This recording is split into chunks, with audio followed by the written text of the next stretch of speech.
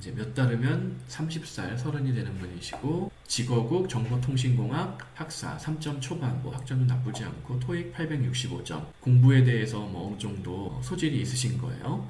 몇 달 전에서 동유럽 쪽 의대 진학과에서 문의해 주셨는데 현실적으로 나이가 어려서 돈 문제가 걸리더라고요. 어차피 한국에서 좋은 거 취직 힘들어 보이는데 유럽 국가에 가서 직장을 구해서 몸으로 때우는 식으로 영주권 취득, 시민권 취득 가능한 국가도 있을까요? 이거 그냥 독일에서 5년 버티면 돼요. 그러니까 그냥 아무것도 안 하고 5년 버티는 게 아니라 현재 한국 여권 소지자는 독일에서 어디 한국 식당에서 뭐라 그러지? 키친핸드 주방 보조를 5년 해도 영주권을 받을 수가 있어요. 심하게는 청소부를 5년 해도 영주권 받을 수가 있어요. 김밥을 5년만 말아도 영주권 받을 수가 있어요. 그런 게 가장 잘 되어 있는 게 현재 독일이에요. 한국 여권 소지자는 키친핸드 청소부도 일반 취업 거주 허가를 준다. 대부분의 다른 유럽 국가들은 비EU 출신 노동자들이 이런 비숙련직, 낮은 레벨의 취업을 할 때 거주 허가를 통상 잘 주지는 않아요. 그러니까 학사 이상의 전문직 취업을 할 때만 그런 거를 주거든요. 근데 독일 같은 경우에는 정말 밑바닥 취업을 하더라도 일반 취업 거주 허가를 받을 수가 있고, 근데 이제 생활비가 적어야 돼요. 근데 만약에 지금 이분 싱글이잖아요. 그러니까 방 한 칸만 있으면 되잖아요. 생활비 많이 안 쓴단 말이죠. 그러니까 방 한 칸짜리 집만, 방만 구해가지고 남의 집, 그러니까 쉐어하는 아파트에 방 한 칸만 구하면은 생활비를 최소한으로 다운시킬 수가 있을 것이고, 그러면은 설사 최저 임금 수준의 그 월급을 받더라도 일반 취업 거주 허가를 받을 수 있을 거라는 거예요. 그 방법으로 진행 가능합니다. 의외로 독일이 뭐 전문직만 유리한 게 아니라 아주 밑바닥 취업을 통해서 영주권, 시민권까지 가는 것도 유리하다. 근데 다만 이 정도의 학업 능력을 가지고 있다라면은 조금 더 자기 개발을 하셔서, 아까 또 제가 말씀드렸죠. 이거 다시 또 보여드려요. 30세가 됐는데도 내가 뭘 좋아하는지 뭘 잘하는지 모른다? 좀 문제가 있어요. 사실은 문제가 있어요. 문제가 있지만 그래도 늦었지만 지금이라도 이 길을 다시 가야 돼요. 이걸 안 하고서 내가 자본주의 사회에서 인간 구실을 하겠다. 냉정하게 말해서 힘들어요. 요새 제가 이 악담을 하는 건 아니에요. 근데 악담을 하는 건 아닌데, 자, 에릭님이 30살이 이제 되는데 요새 막 무슨 묻지마 칼부림 하는 사람들의 일반적인 그 속성, 스펙 뭐 이런 게 있잖아요. 그러니까는 그 비슷한 나이 또래의 사람에게 기대되는 어느 정도의 뭔가가, 사회적으로 기대되는 뭔가가 대부분 존재한단 말이에요. 이거를 한번 놓치면은 한국에서는 약간 좀 심하게 어떤 루저의 길로 빠지는 경우들이 있어요. 근데 이제 일반적인 유럽의 선진국이나 미국, 호주, 캐나다는 이게 그래도 유리한 게 조금 늦게 뭘 시작하더라도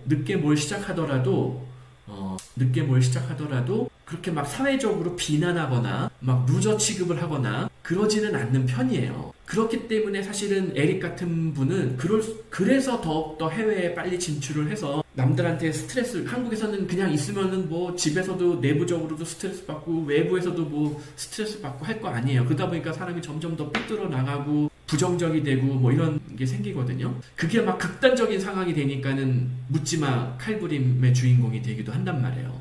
이게 앞으로 한국에서는 점점 더 사회 문제가 될 가능성이 커요. 일본하고 똑같이 따라가거든요. 일본이 한 2000년대 초중반에 그런 이상한 거리의 뭐 악마라고 그러나 뭐 이런 현상이 원래부터 있었음에도 불구하고 그게 막 폭증한 어떤 시기가 있었어요. 제가 알기로. 왜냐면은 일본에서도 막 그런 사람들을 사회적으로 배척하고 또 막 왕따 문화, 이게 원조가 일본이잖아요. 한국도 그런 왕따 문화가 사실은 팽배해 있단 말이에요. 그러다 보니까는 자꾸 내가 더 자신감을 잃고 점점 더 사회와 격리가 되고 안 좋은 길로 빠진단 말이에요. 그렇기 때문에 뭐가 됐든 시작을 해야 돼요. 에릭님 같은 경우에도. 이거 몇 달 전 방송에 동유럽 의대 고민만 하고 아무것도 한 게 없는 거잖아요. 여태까지. 모르겠어요. 뭐 딴 걸 더 하셨는데 여기는 안 적었을 뿐일 수도 있는데,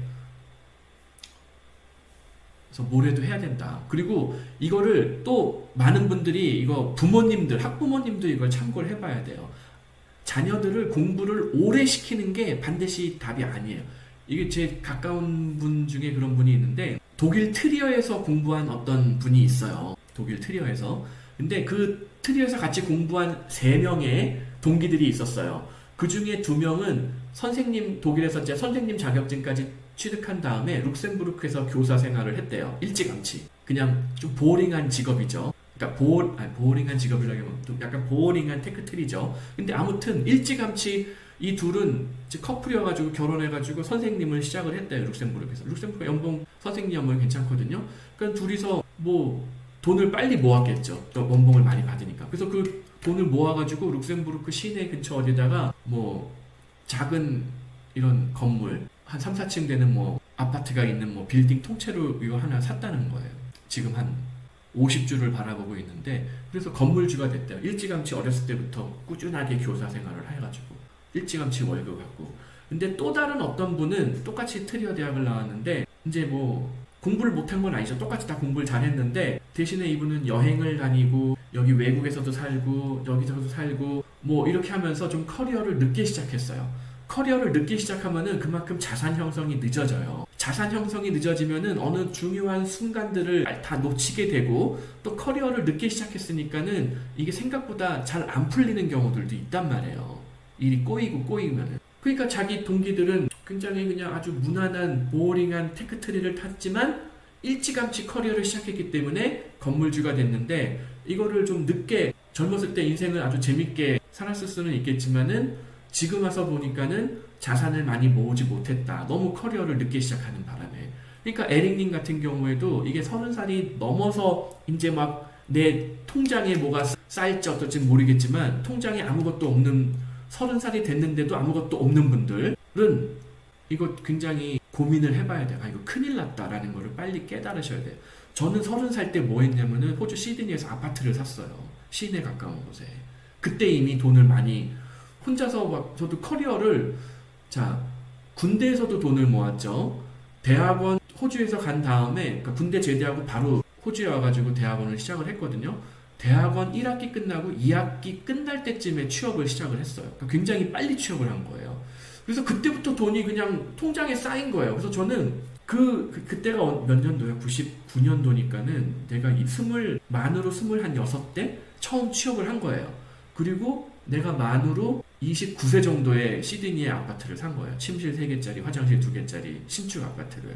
왜냐면 그냥 통장에 돈이 쌓이니까. 제가 써봐야 싱글이니까 뭐 써봐야 뭐 돈 쓸 데가 없잖아요, 별로. 그 당시면 지금도 그렇지만 사실은 시드니가 생각보다 이렇게 물가가 비싼 도시가 아니란 말이에요. 뭐 시드니 월세가 지금 뭐 폭발한다 뭐 어쩌고저쩌고 하지만은 그럼에도 불구하고 미국이나 뭐 이런 데 비교하면 여전히 저렴하단 말이에요. 한국 서울 강남 사구하고 비교해도 저렴하고. 그러니까 어렸을 때부터 그냥 제 통장에 돈을 안 쓰면은 그냥 차곡차곡 돈이 쌓여요. 커리어를 일찍 시작한 사람들은 그게 돼요. 근데 이거 늦게 시작한 사람들은 뭐 늦게 공부를 오래 하고 뭐 해가지고 더 월등한 뭐가 됐을지 모르겠지만 여전히 월급이 쌓이기 시작하는 나이가 35세 뭐 나는 30살 중반까지 모은 돈이 별로 없다 이런 분들이 한국에 사실 태반이거든요. 이게 사실은 굉장히 그 페일링 포인트예요. 그래서 뭐가 됐든 빨리 시작을 해야 돼요. 일을.